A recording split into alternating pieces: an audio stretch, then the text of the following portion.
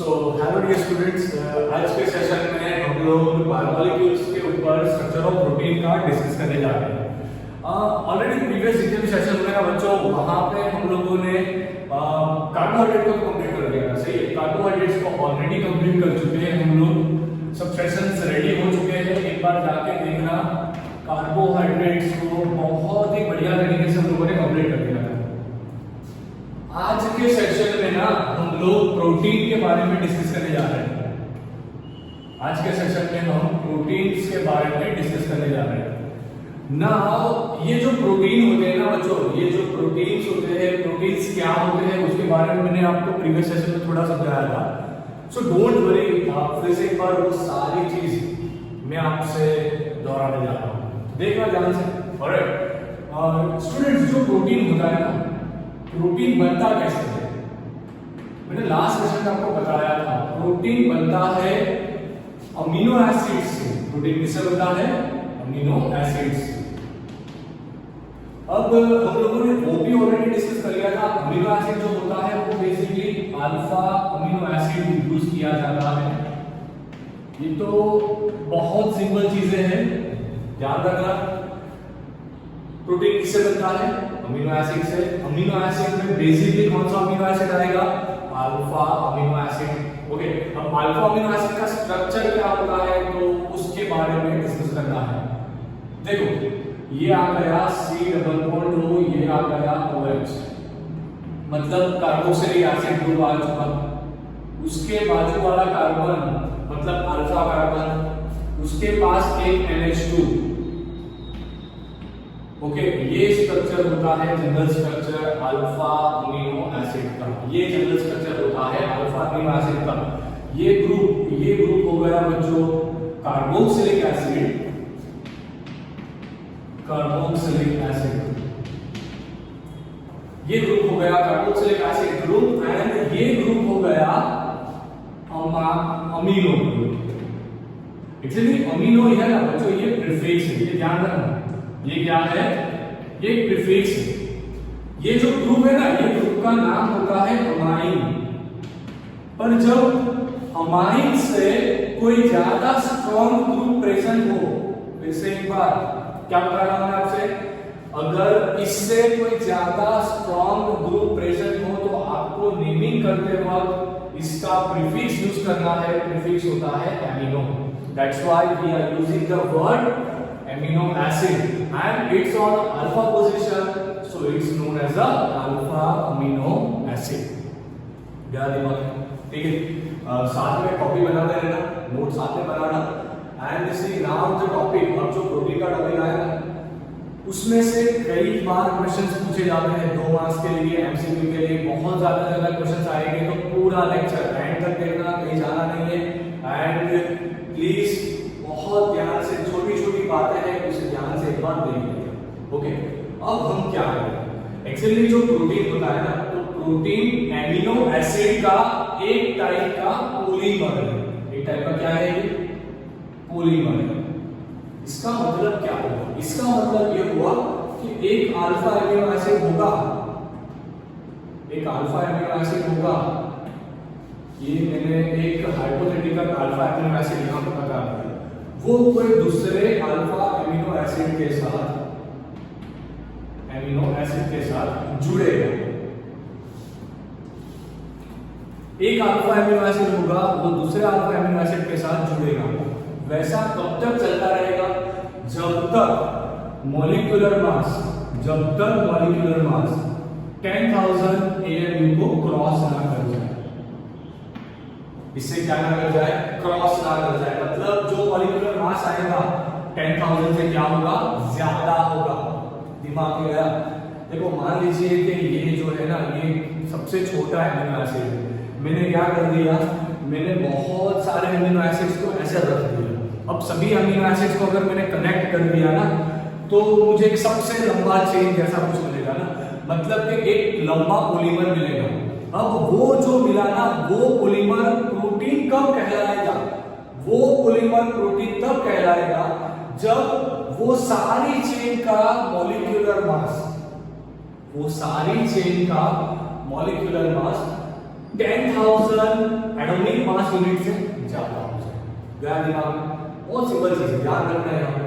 मतलब 1000 AMU से बढ़ना चाहिए। एंड कब बढ़ेगा 1000 AMU से? तो होता क्या है जनरली? होता है कुछ यूं कि नियरली 100 एमिनो एसिड्स कनेक्ट हो जाते हैं। मोर देन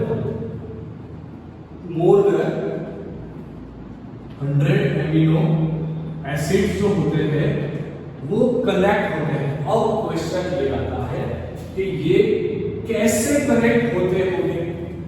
आएगा ना क्वेश्चन कि भैया ये कनेक्ट हो गए सर, ये समझ में आ गया, पर कैसे कनेक्ट हुए ना वो समझ में नहीं आया। तो ध्यान से देखो कैसे कनेक्ट हो गए ये लोग। तो ये लोग कनेक्ट होते हैं via peptide linkage. They are connected via peptide linkage. कौन से लिंकेज से कनेक्ट होते हैं वो लोग? पेप्टाइड लिंकेज से। अगर 2 एमिनो एसिड्स कनेक्ट हो गए, if 2 amino acids are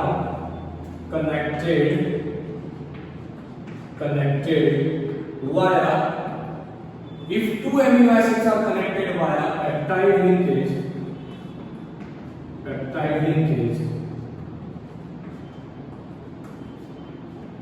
then they form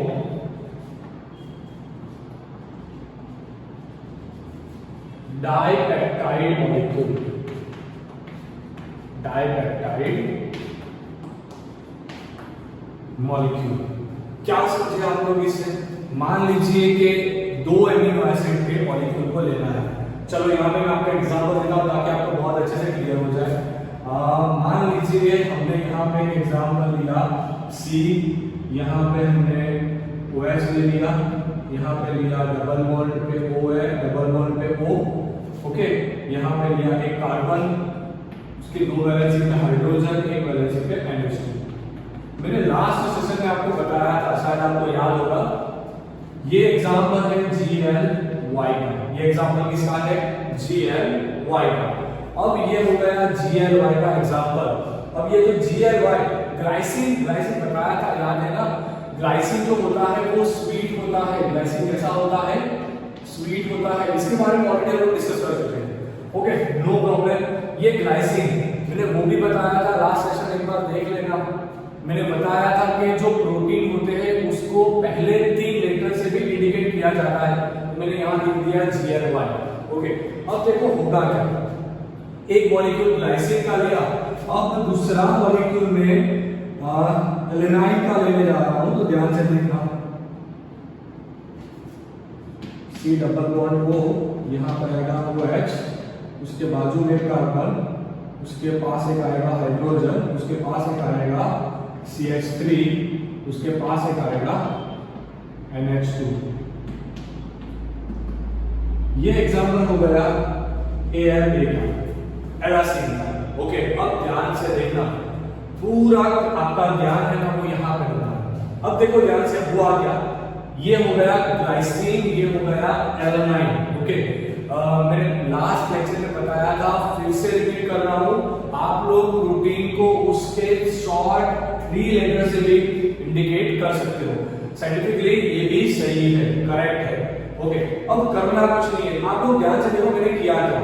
मैंने एक तरफ से मॉलिक्यूल का COOH वाला ग्रुप एंड एक तरफ से NH2 वाला ग्रुप सामने रख दिया। अब होगा क्या? अब ध्यान से खुद से दिमाग लगाना, यहां से होगा क्या? देखो कुछ करना नहीं है, ये OH एक छोटा सा H, मतलब होगा कुछ यूं -H2O। क्या हुआ? -H2O निकल गया। अब क्या बचा? ध्यान से देखना, C बचा होगा, एक H बचा है, उसके पास एक H बचा है, यहाँ पे NH2 बचा है, ओके डन। उसके बाजू में कार्बन है, उसके पास डबल बॉन्ड में O है, उसके बाजू में एक नाइट्रोजन है, उसके पास एक हाइड्रोजन है, यहाँ पे C, यहाँ पे CH3, उसके बाद एक हाइड्रोजन, उसके बाद ये पूरा कार्बोक्सिलिक एसिड वाला ग्रुप हुआ। चलो ठीक है, बहुत अच्छा। ध्यान से देखना, ये जो आया ना, ये एक अमाइड जैसा लिंकेज है, पढ़े हो आप लोग अमाइड। चलो रिपीट करवाता हूं। ओके, ध्यान से देखना, अमाइड ऐसा ग्रुप होता है बच्चों CONH2, ये ग्रुप को हम एमाइड बोलते हैं। बट ये जो स्पेसिफिकली अमीनो एसिड्स के पास आपको जो ये लिंकेज देखने को मिली, इस लिंकेज को पेप्टाइड लिंकेज बोला जाता है। इसे पर्टिकुलरली क्या बोला जाता है? Peptide linkage. एंड ये पहला एमिनो एसिड था, ये दूसरा एमिनो एसिड था, दोनों को कनेक्ट किया पेप्टाइड लिंकेज से। ध्यान से देखो, पहला एमिनो एसिड, दूसरा एमिनो एसिड कनेक्ट किया पाया पेप्टाइड लिंकेज हो गया, तो इसे बोला जाता है GL/ALA। GL/ALA, तो ये एक टाइप का डाइपेप्टाइड है। ये एक टाइप का क्या है बच्चों? ये एक टाइप का डाइपेप्टाइड है। अब एक और चीज यहां से निकल के आती है, अब आप खुद से दिमाग लगाना, अगर मैंने डाइपेप्टाइड का रिएक्शन, डाइपेप्टाइड मैंने ले लिया, उसका रिएक्शन कोई एक और एमिनो एसिड से करवाया, तो मुझे क्या मिलेगा? अगर डाइपेप्टाइड का रिएक्शन एक और अल्फा एमिनो एसिड से करवाया, अल्फा एमिनो एसिड से करवाया, तो फिर से एक पेप्टाइड लिंकेज बनेगा एंड मुझे ट्राइपेप्टाइड मिलेगा। क्या मिलेगा बच्चों? Tripeptide. I am sure you got it, समझ में आ गया? अगर मैंने ट्राइपेप्टाइड लिया एंड ट्राइपेप्टाइड को फिर से अल्फा अमीनो एसिड के साथ रिएक्शन करवा दिया, तो मुझे क्या मिलेगा? उस केस में मुझे टेट्रापेप्टाइड मिलेगा। तो आप खुद से दिमाग लगाओ, अगर ऐसा चलता ही रहा तो एक टाइम मुझे पॉलीपेप्टाइड मिलेगा। एक टाइम मुझे क्या मिलेगा बच्चों? पॉलीपेप्टाइड।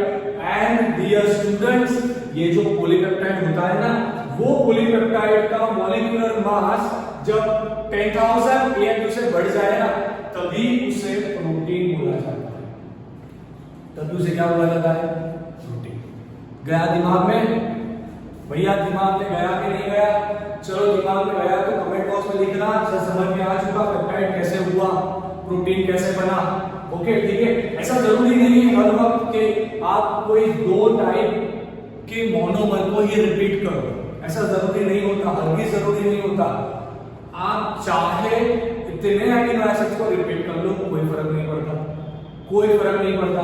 फर्क क्या पड़ता है, सिर्फ ध्यान रखना है, पॉलीपेप्टाइड का मॉलिक्यूलर मास जो होता है बच्चों, वो 10,000 AMU से बढ़ना चाहिए एंड 100 से ज्यादा अमीनो एसिड्स कनेक्ट होने चाहिए। 100 या फिर आप 100 से ज्यादा ले लो, कोई फर्क नहीं पड़ता।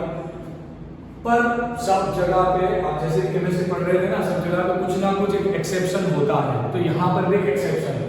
सही है। एक मैं आपको नाम बताने जा रहा हूँ, इंसुलिन।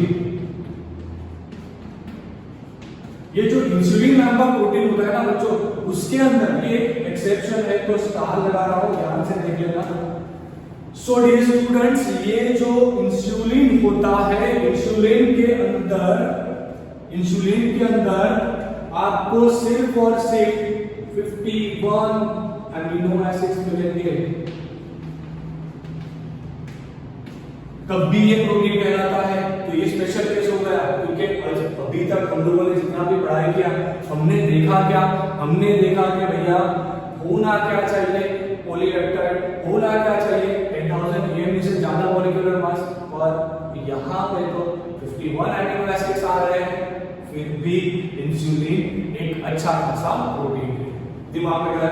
तो आई एम श्योर आप लोगों को पूरा जो स्ट्रक्चर होता है ना प्रोटीन का, वो तो बहुत ही फैंटास्टिकली दिमाग में चला गया होगा। फटाफट से इसका स्क्रीनशॉट निकालो। मैं आपको एक और टॉपिक पे ले जा रहा हूँ, स्ट्रक्चर ऑफ प्रोटीन का ही टॉपिक है कि इसे कैसे क्लासिफाइड करना है, तो प्रोटीन को आज निकालना है जल्दी से, फटाफट से।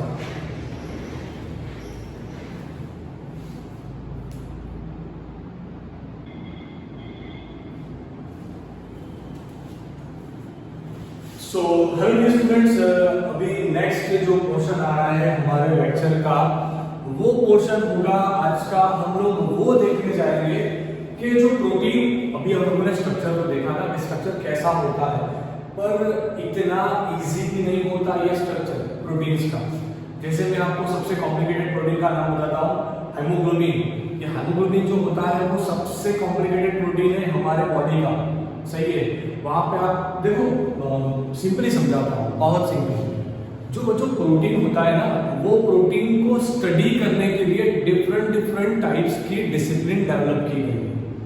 देखो समझो, मान लीजिए कि आपको प्रोटीन को स्टडी करना है, आपको प्रोटीन को स्टडी करना है, तो प्रोटीन वैसा कोई मॉलिक्यूल नहीं है कि जिसे उठाया, स्टडी कर दिया, वापस रख दिया, ऐसा प्रोटीन मॉलिक्यूल नहीं है। प्रोटीन को आप बहुत शांति से, बहुत प्रॉपर तरीके से उसे 4 डिफरेंट लेवल से स्टडी कर सकते हैं। पहला लेवल प्राइमरी लेवल, दूसरा लेवल सेकेंडरी लेवल, तीसरा level tertiary level and fourth level quaternary level. पहले तो ये चीज आपके दिमाग में बिठाओ कि प्रोटीन को आप लोग 4 तरीके से स्टडी कर सकते हो। कई सारे बच्चे ना ये एनसीईआरटी का ये जो पेज आता है ना, उससे पकड़ के कंफ्यूज हो जाते हैं कि सर ये टॉपिक समझ में नहीं आया कि ग्लोब्यूलर प्रोटीन को कैसे 4 डिफरेंट। भैया ये प्रोटीन का क्लासिफिकेशन नहीं है, प्रोटीन के स्टडी का क्लासिफिकेशन है। कैसे समझाऊंगा आपको? हाँ, एक बेस्ट एग्जांपल लेते हैं। मान लीजिए कि आपको वो जो मकर संक्रांति है ना, मकर संक्रांति के दौरान आपको कुछ थ्रेड, वो आप जिससे पतंग उड़ा रहे थे, वो आपको दे दिया एंड उसको कुछ ऐसा उलट सुलट करके बहुत सारा आपको दे दिया। अब बोला गया कि इसे छोड़ दो भैया, इतना उलझाया हुआ था वो सारा पूरा जो थ्रेड था, इतना उलझाया हुआ था। अब आपको बोला गया कि इसे निकालो, उससे पतंग उड़ाओ, तो आप क्या करोगे? आप बहुत शिद्दत से उसको निकालोगे, आपको उसे अनफोल्ड करोगे। तो प्रोटीन का स्टडी भी कुछ इस तरह से होता है। प्रोटीन एक ऐसा मॉलिक्यूल है, पहले तो साइंटिस्ट लोगों ने क्या किया, उसे अनफोल्ड किया। फिर से एक बार उसे अनफोल्ड किया। अब उसे अनफोल्ड करते गए, सबसे छोटा पोर्शन निकला, उसे प्राइमरी, उसके बाद वाला जो निकला थोड़ा कॉम्प्लिकेटेड सेकेंडरी, उसके बाद वाला थोड़ा कॉम्प्लिकेटेड निकला टर्शियरी, उसके बाद बहुत ज्यादा कॉम्प्लेक्स निकला क्वाटर्नरी।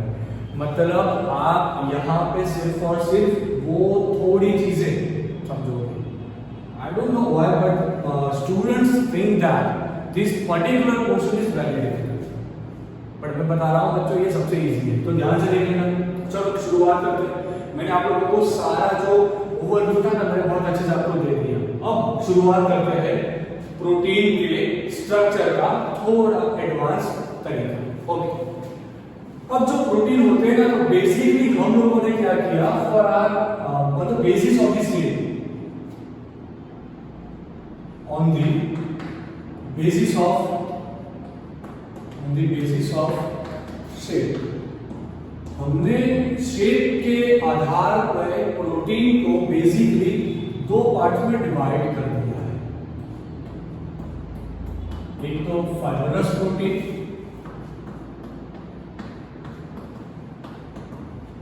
एंड दूसरा है ग्लोब्यूलर प्रोटीन।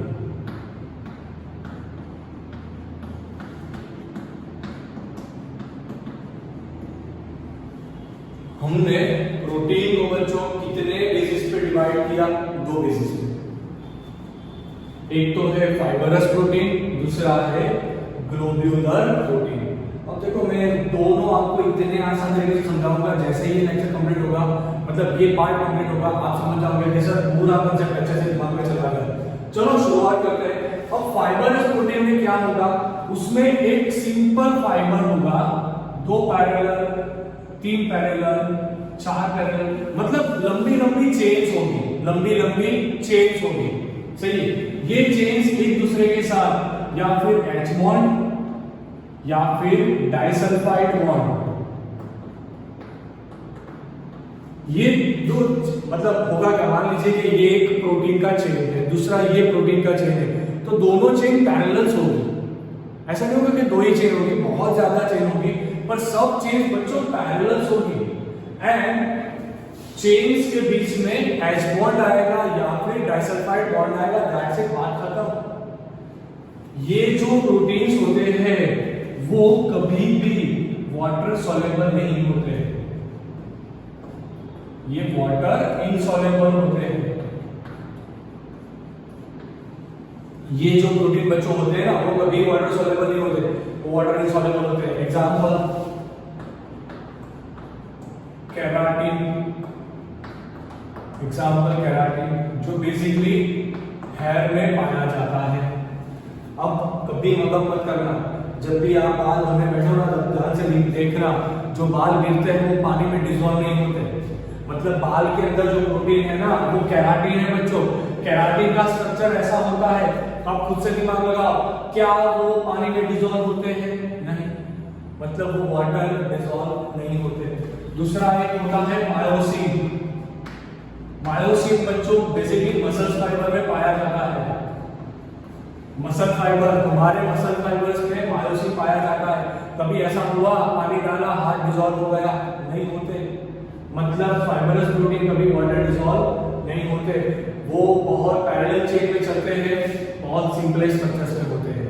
ओके, अब बात आती है ग्लोब्यूलर प्रोटीन की। अब ग्लोब्यूलर प्रोटीन जो होते हैं बच्चों, वो ग्लोब्यूलर प्रोटीन वाटर सॉल्युबल होते हैं।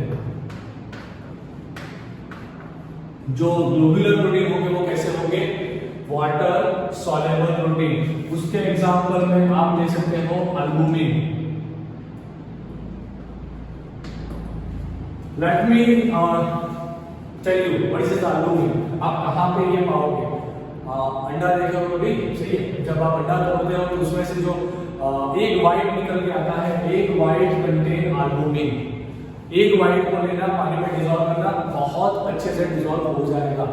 चाहिए, पर ध्यान रखना वो एक जो है वो फ्रेश होना चाहिए, तभी एल्बुमिन बहुत अच्छा होगा। अगर अदरवाइज वो डीनेचर्ड फॉर्म में चला जाएगा तो वो डिसॉल्व नहीं हो पाएगा। ओके, तो एल्बुमिन वाटर सॉल्युबल होता है। दूसरा एग्जांपल ले लो इंसुलिन। ये दो एग्जांपल यहां पे ले लो, दो एग्जांपल ऊपर ले लो। अब ग्लोब्यूलर प्रोटीन जो होता है उसका थोड़ा स्ट्रक्चर कुछ ऐसा होता है, बहुत ज्यादा उलझा हुआ स्ट्रक्चर होता है। अब ग्लोब्यूलर प्रोटीन जो बहुत ज्यादा उलझा हुआ स्ट्रक्चर है, उससे स्टडी करना हो तो कैसे करें? तो भी मैंने तरीका बताया ना, ठीक है। तरीका क्या था? इसे स्टडी करने के लिए आपके पास कुल मिला के एक तो प्राइमरी टाइप है, मतलब प्राइमरी स्ट्रक्चर, ये लेवल है बच्चों, ये लेवल है। अगर आपको ग्लोब्यूलर प्रोटीन का स्टडी करना है तो प्राइमरी लेवल से स्टडी करके देखो, सेकेंडरी लेवल से स्टडी करके देखो,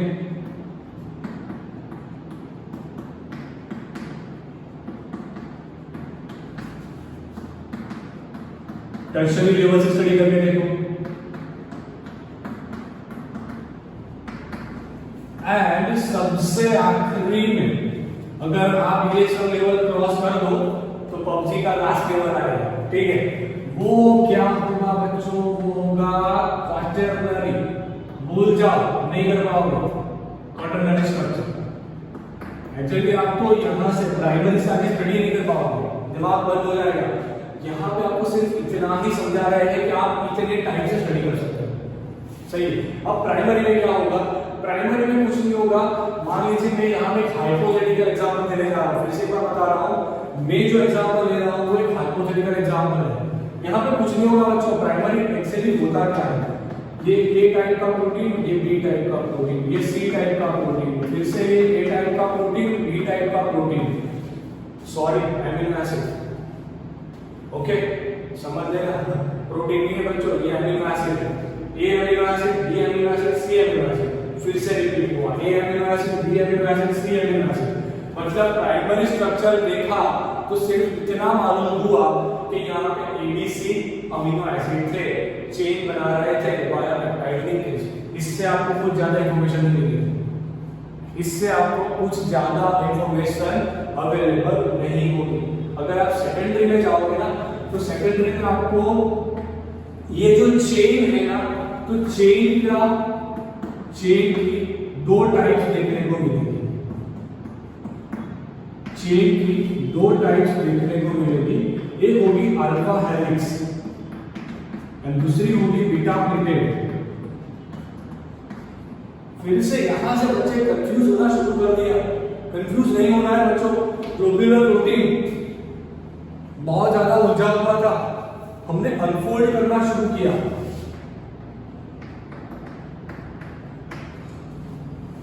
हम लोगों ने अनफोल्ड करना शुरू किया। अनफोल्ड करना है, सबसे लास्ट में अनफोल्ड होते हुए एक फाइबर मिलेगा, ये फाइबर मिलेगा। अगर उसको थोड़ा कॉम्प्लिकेटेड बनाया तो आपको ये कुछ ऐसे अल्फा हेलिक्स में ऐसा कुछ कॉइल जैसा शेप मिलेगा। ये क्या है? कॉइल जैसा शेप मिलेगा। अगर कुछ है नहीं बच्चों, यहाँ पे ए, यहाँ पे बी, यहाँ पे सी, यहाँ पे ए, यहाँ पे बी, यहाँ पे सी, मतलब A B C A B C A B C A B C, मतलब ये अमीनो एसिड जो स्टेट है वो कुछ ऐसे स्पाइरल अरेंज हुए हैं। इसे अल्फा हेलिक्स स्ट्रक्चर बोला जाता है। That's it. अब होगा क्या? अल्फा हेलिक्स स्ट्रक्चर बना तो ये जो ए है, यहाँ पे ए है ना, यहाँ पे बी है, तो ये दोनों के बीच में एच बॉन्ड बन सकता था। बस बात खत्म। ये दोनों के बीच में एच बॉन्ड बन सकता था। अब ध्यान से देखो, इसका स्टडी करना डिफिकल्ट है, इसका स्टडी करना आसान है। गया दिमाग में? ध्यान से लेक्चर पूरा देखो, कभी समझ में आएगा, बाकी समझ में नहीं आएगा कि क्या हो रहा है। बीटा प्लेटेड में क्या होगा? ये प्योरली टू डायमेंशनल है। ये प्योरली क्या है? Two dimensional. अब बीटा हेलिक्स को कैसे बताए?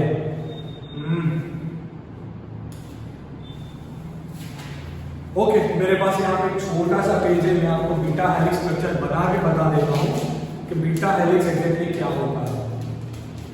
तो ध्यान से देखना, आप घर पे भी ये कर सकते हो। बीटा हेलिक्स नहीं बना पाओगे पर आप समझ तो सकते हो ना, इस टाइप से होता है बीटा हेलिक्स का स्ट्रक्चर। इस टाइप से समझ में आया? यहाँ पे होगा ए, यहाँ पे होगा बी, यहाँ पे होगा ए, यहाँ पे होगा बी, मतलब यहाँ पे, मतलब आप ध्यान से देखो तो ये टू डायमेंशनल एक ही प्लेन में आ गया, दिखाई दे रहा है सब चीज। इस टाइप के स्ट्रक्चर को बोला जाता है बच्चों beta pleated structure. Beta pleated देखो बहुत आसान है, यहाँ आप ड्रॉ कर सकते हो। मेरा ड्राइंग वैसे भी बहुत बुरा है।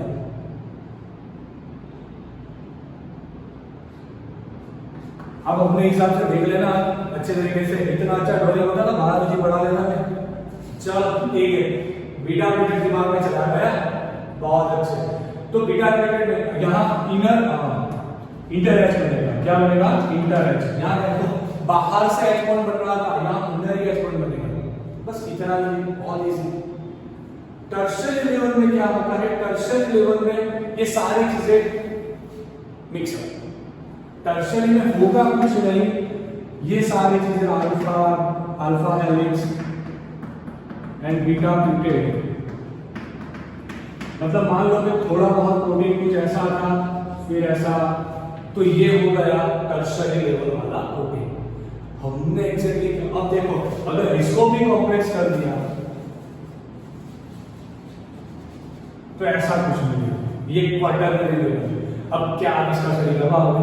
नहीं, पर इसको अनफोल्ड किया तो ये मिला, इसको अनफोल्ड किया तो ये मिला, इसको अनफोल्ड किया तो ये मिला। बस यही था स्ट्रक्चर ऑफ प्रोटीन। बात खत्म। गया दिमाग में? लिखो कमेंट में, लिखो कमेंट में कैसे समझ में आ गया। फाइब्रस प्रोटीन, ग्लोबुलर प्रोटीन दोनों अच्छे से समझ में आ गया।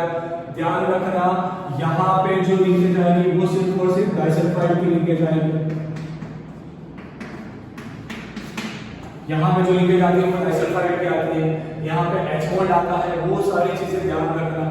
सही है वो, बस डन। ये अगर आपके दिमाग में चला गया, बहुत अच्छे तरीके से आप लोग कंसेप्ट को रेडी कर लोगे।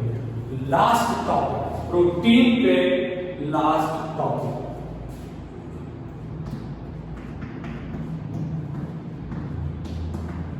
Denaturation of protein.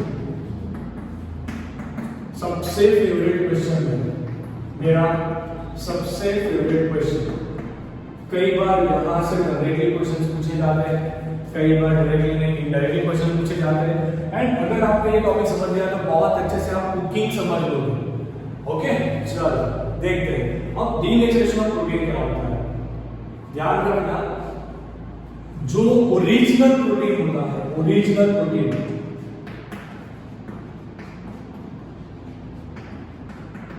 उसे नेटिव प्रोटीन भी बोला जाता है।